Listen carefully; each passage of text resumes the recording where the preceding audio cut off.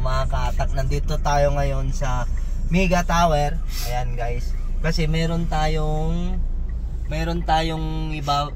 bali yakit natin na Geely na yung SUV nasiraan sa basement to, mga ka-atak. So yakit natin, tapos itutunong kasama ko, ikakarga niya, tapos dadalhin na niya sa shop kung saan papagawa. Tara, babayin natin.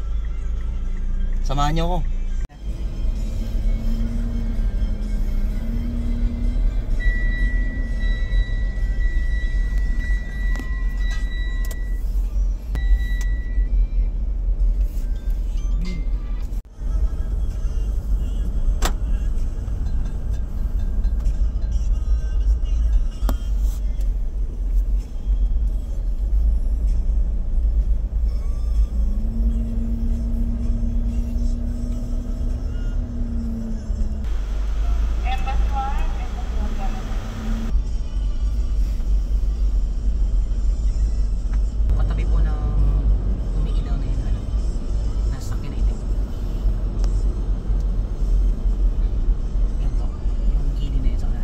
Ay, naka-ganon.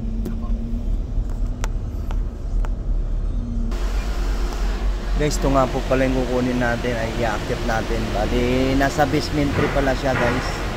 So ayun mga ka-atak, kailangan pala itong i-series, lalagyan ng power kasi wala siyang power.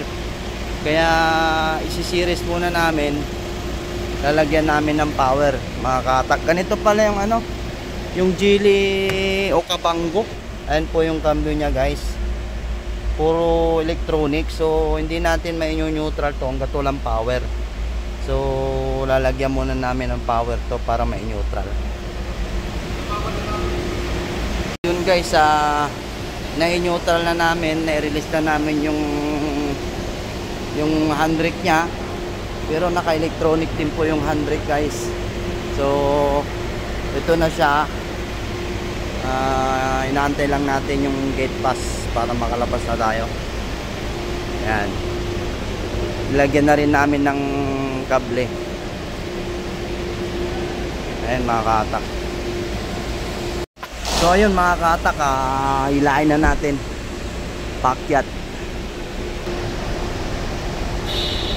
Wala palang preno yun kasi maninigas yung ba?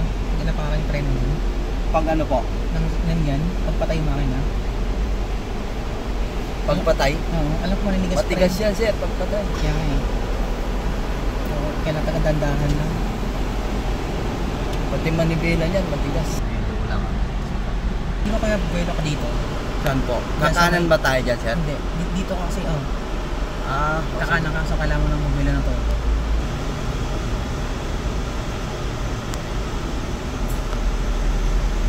Ay, hindi pala. Diretso nga talaga. Diretso.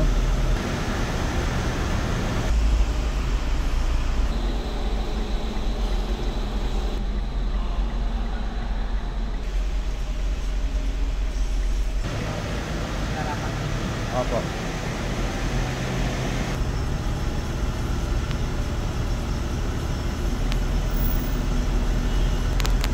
Ito yung Yung pala siya eh. Saan pwede to eh? Alit daw po. Saan? Gilid daw po. Bossing. Diretso lang daw. Tapos gilid ka konti.